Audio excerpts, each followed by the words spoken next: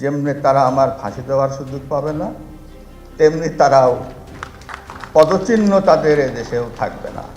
আমি জালিয়াতি করেছি, অর্থ আত্মসাৎ করেছি, অর্থ পাচার করেছি।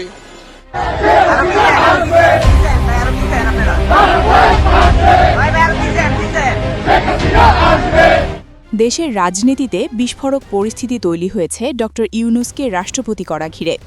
বিষয়টি প্রকাশ্যে আসতেই কঠোর হুঁশিয়ারি দিয়েছেন রাষ্ট্রপতি মোহাম্মদ শাহাবুদ্দিন।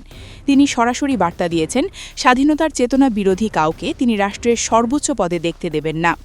রাষ্ট্রপতির বক্তব্যে স্পষ্ট ইঙ্গিত, ক্ষমতার খেলায় যদি কেউ তাকে সরিয়ে দেওয়ার ষড়যন্ত্রে নামে তাহলে তিনি চুপ করে বসে থাকবেন না। সংবিধান তাকে যে ক্ষমতা দিয়েছে তা প্রয়োগ করতে তিনি এক মুহূর্তও দেরি করবেন না বলেও জানান। নিরপেক্ষতার খোলসে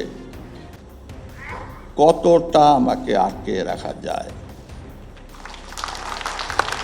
তার ভাষায়, মুক্তিযুদ্ধের সৈনিক হয়ে তিনি এমন কাউকে রাষ্ট্র ক্ষমতায় বসতে দেবেন না যাকে তিনি স্বাধীনতা ও বঙ্গবন্ধুর আদর্শের বিরোধী মনে করেন। এদিকে তারেক রহমানের সম্ভাব্য রাজনৈতিক পরিকল্পনা নিয়েও তীব্র প্রতিক্রিয়া জানিয়েছে আওয়ামী লীগ।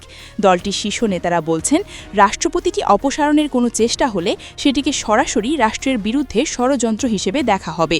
তারা স্পষ্ট ঘোষণা দিয়েছেন, রাজপথে নামতে হলে তারা প্রস্তুত।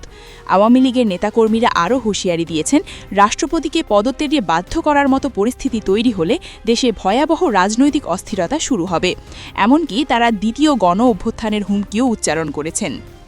আমরা তারই প্রতিবাদে জ্বালাও পোড়াও সহ আমাদের প্রাণপ্রিয় নেত্রী জননেত্রী শেখ হাসিনাকে এই বাংলার মাটিতে ফিরিয়ে আনার জন্য ঐক্যবদ্ধভাবে আমরা সংগ্রাম শুরু করেছি।